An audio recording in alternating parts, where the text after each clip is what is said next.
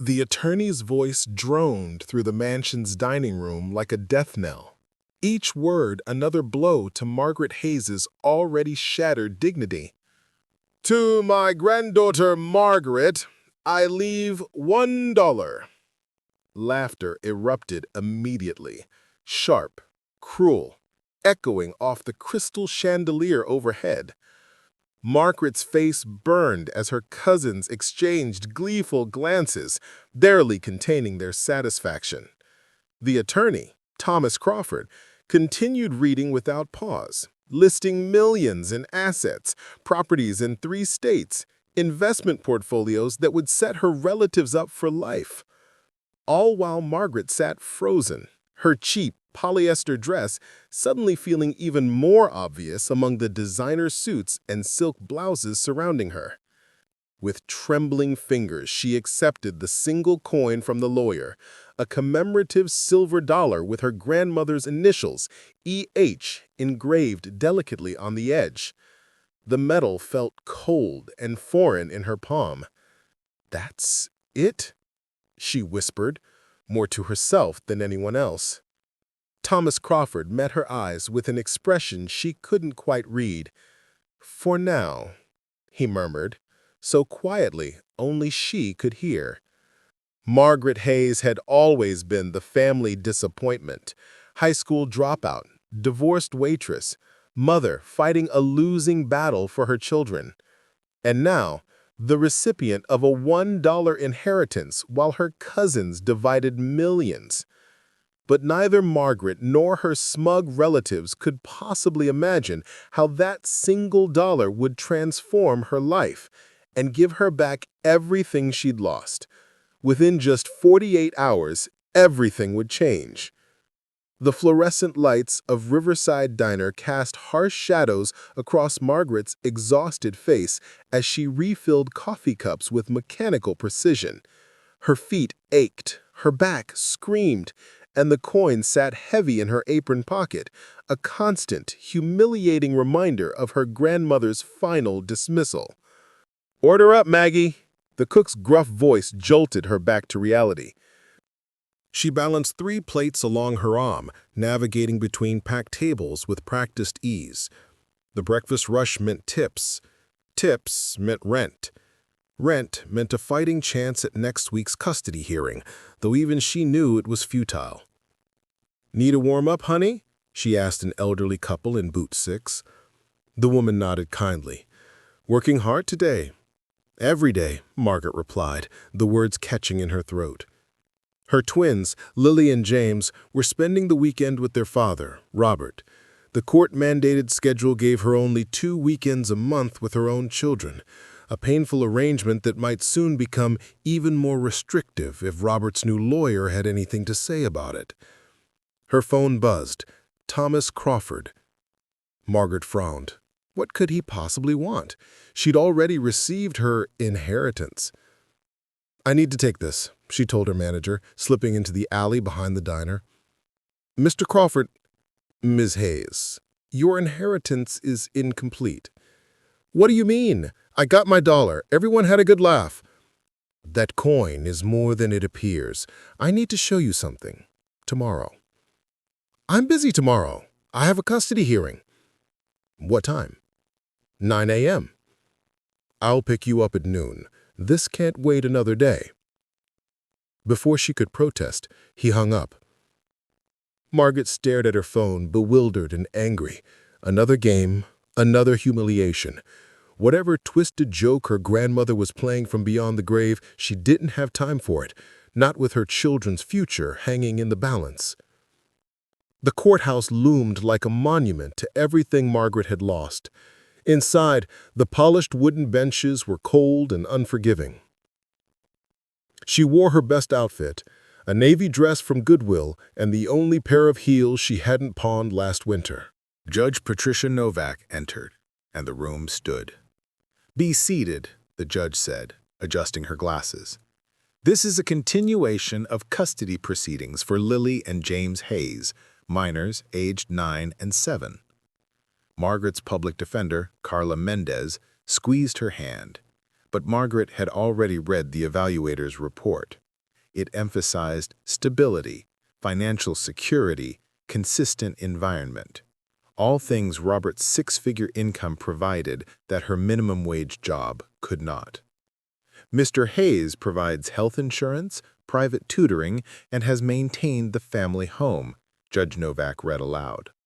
Miss Hayes, while clearly devoted to her children, works variable shifts and resides in a studio apartment where the children share a fold-out couch. Each word was a hammer blow. Your Honor, Carla interjected, my client has applied for management positions and is enrolled in online courses to complete her GED. Her dedication should be considered. Robert's silver-haired attorney stood smoothly. Intent doesn't provide stability, Your Honor. The children's school records show improved attendance during periods in my client's care. Judge Novak deliberated briefly, then announced, I am granting primary physical custody to Mr. Hayes. Miss Hayes will have visitation every other weekend and one midweek dinner. The words hit like physical blows. Primary custody to Robert. She would see her children 6 days a month. Your Honor, please, Margaret rose shakily. Miss Hayes, the judge cut her off, not unkindly. This arrangement can be revisited in 6 months if circumstances change substantially. I encourage you to continue your education and secure stable employment. The gavel came down with finality. As Robert and his lawyer gathered their papers, he paused beside her.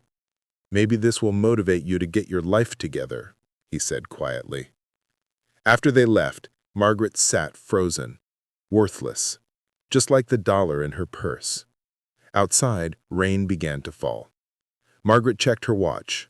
11:45 a.m. Thomas Crawford would arrive any moment. She considered canceling, retreating to her studio to cry in private. A sleek black sedan pulled to the curb. Thomas emerged with an umbrella. Miss Hayes, he said, extending it to cover her. I heard about the ruling. I'm truly sorry. How did you already know? I have friends in the courthouse. He paused. All the more reason what I'm about to show you matters tremendously.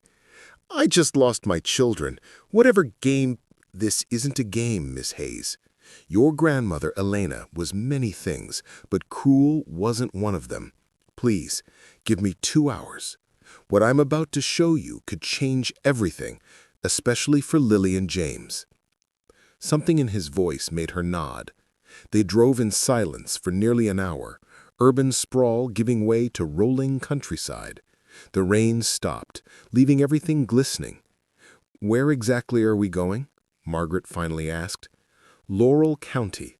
Your grandmother owned significant land here. I thought my cousin Victor got all the property. He received the commercial holdings. This was held separately in a trust with very specific terms. The car climbed higher into forested hills before cresting a ridge. Thomas pulled over at a scenic overlook. Before we go further, he said, I need to see the coin. Margaret hesitated, then withdrew it from her pocket. Thomas examined it closely, turning it to catch the light on the engraved initials. Elena Hayes was a visionary and more sentimental than people realized. Did you know she kept every letter you wrote her as a child? Margaret's throat tightened. I didn't know she kept anything. She was particularly fond of the one where you designed your perfect town for a school project. You were 11. I remember, Margaret whispered. We spent a whole Saturday at the library researching sustainable architecture. She never forgot. Look down there. Margaret leaned forward, gazing into the valley below. At first, she saw only forest. Then, structures scattered throughout the trees, solar panels glinting, a larger building near what appeared to be a small dam. What is that? That is Willowbrook Commons, your inheritance. As they approached, a gate came into view, elegant wrought iron with Willowbrook Commons arched across the top. Thomas stopped, rolled down his window, and pressed the coin into a circular indentation beside a keypad. The gate swung open silently. The coin is the key, Thomas explained, quite literally. The road opened onto a circular clearing with a fountain at its center. Around the perimeter stood what appeared to be a community center and several smaller buildings. People were visible, gardening, walking, carrying supplies. As Thomas parked, the people stopped and began gathering, looking toward the car with what seemed like anticipation. Do they know we're coming? They've been waiting for you for quite some time. A woman in her early 60s approached, silver hair and a practical braid, weathered face breaking into a warm smile. Margaret Hayes, I'm Diana Ross. We've been waiting to meet you. I don't understand.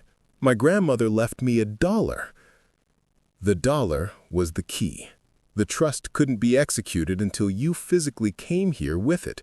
Elena was very specific. A crowd had gathered, perhaps 40 people. A man in his 30s with a prosthetic leg stepped forward. Marcus Webb, former Marine, now I maintain the hydroelectric dam and power systems here. Welcome to your inheritance.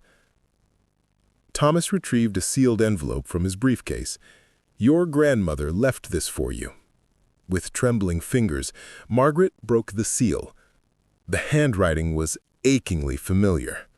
My dearest Margaret, if you're reading this, then Thomas has fulfilled his promise to bring you to Willowbrook Commons.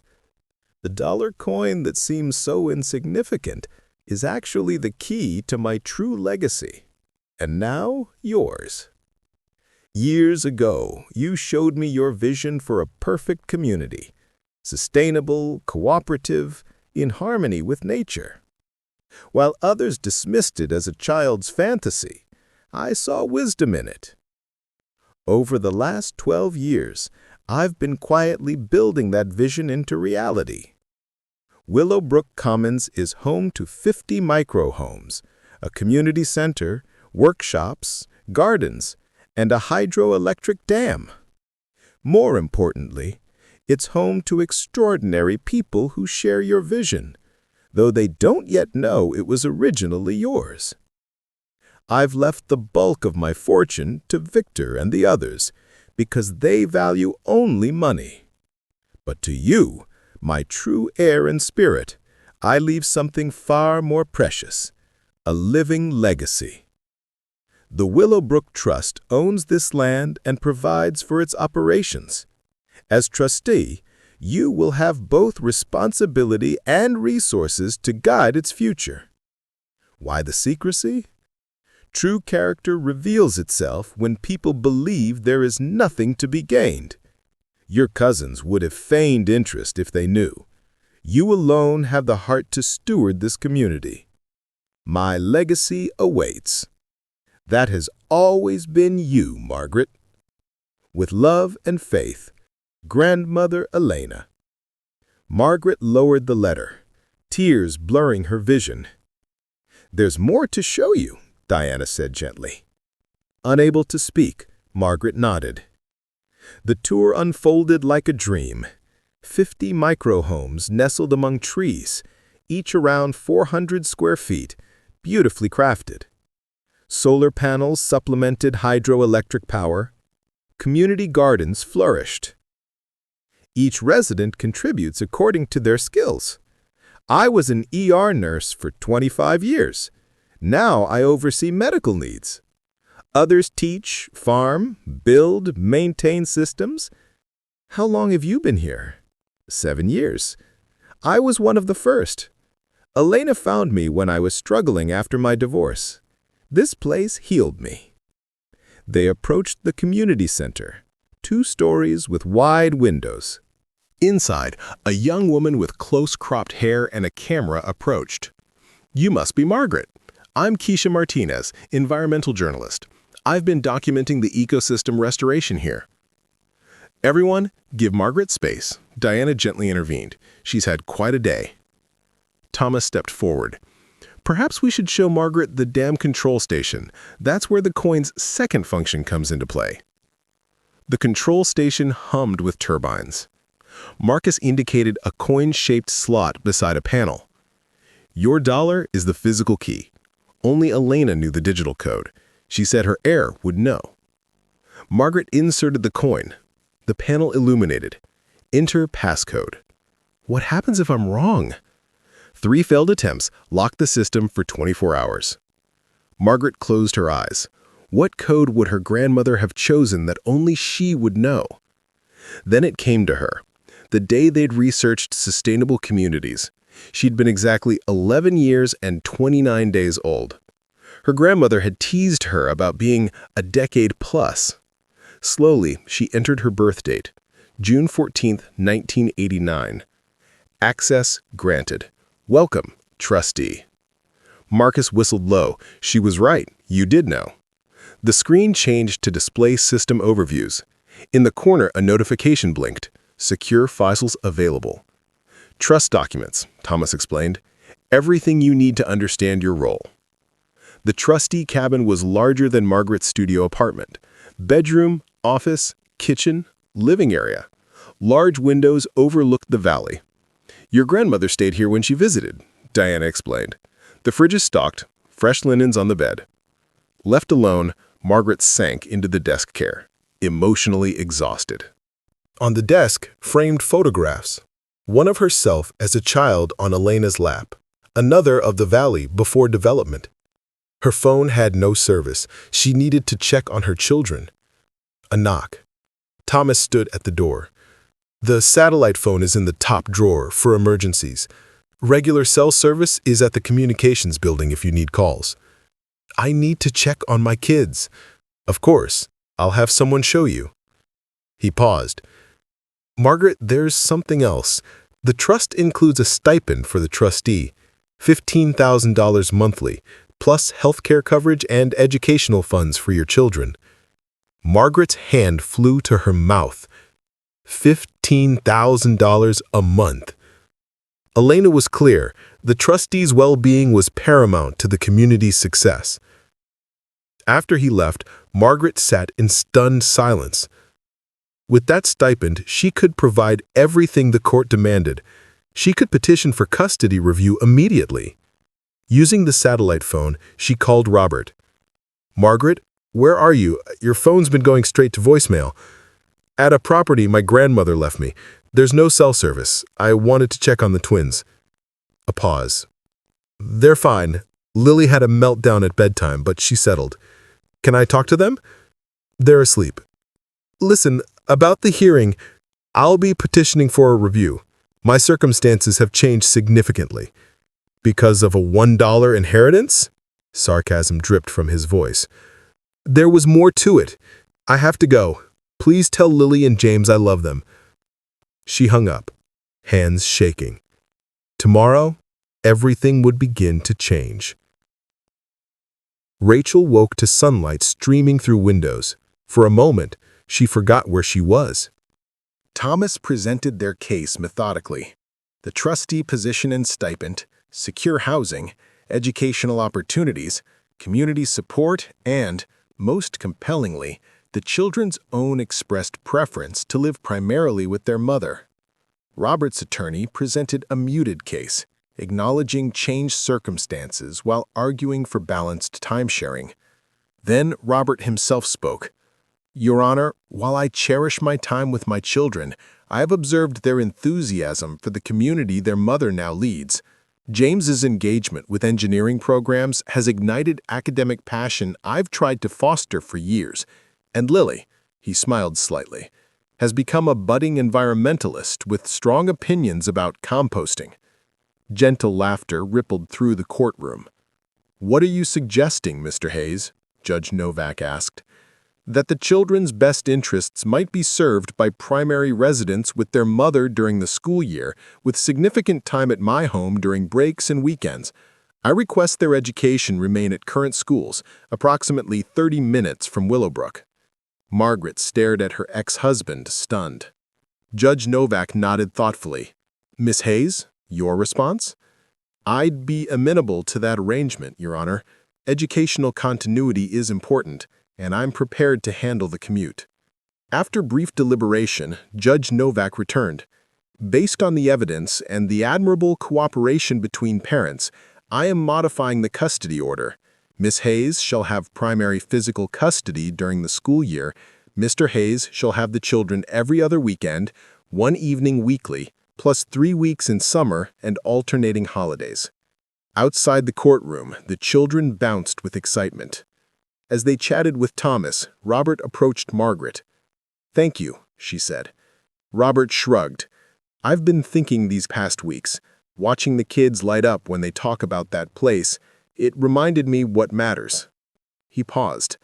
"Victor approached me after the will reading, suggested I might receive a consulting fee if I helped convince you to sell." Margaret's blood ran cold. "I considered it briefly," Robert admitted, "but then I saw the news about what his company tried to do, the sabotage. People could have died, including you." He looked away. "Whatever our differences, you're still their mother, and you're doing something extraordinary. The kids can still have their rooms at your house. We'll make this work." As they parted, Robert called after her. "Margaret, for what it's worth, I think your grandmother knew exactly what she was doing when she left you that $1." Willowbrook Commons had grown. The trust, funded by assets Margaret discovered hidden in a second vault beneath the dam, bonds worth over $100 million, now supported 3 satellite communities across the state. Victor faced multiple felony charges for environmental violations and attempted sabotage. His company, Perdidine Industries, had collapsed under federal investigation.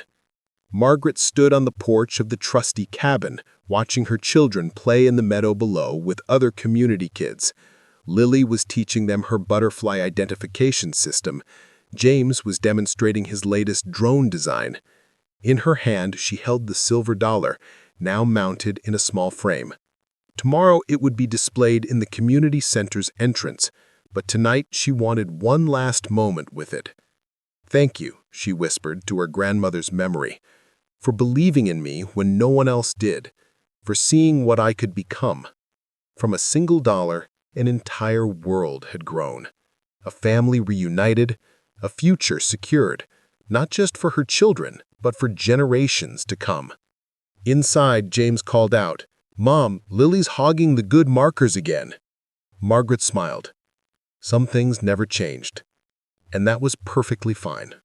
If this story touched your heart, please like and subscribe for more real-life stories of resilience and second chances. And tell me, what would you have done in Margaret's place? Drop a comment below. Your like helps these untold stories reach someone who needs them most. Sometimes the smallest gift carries the greatest legacy.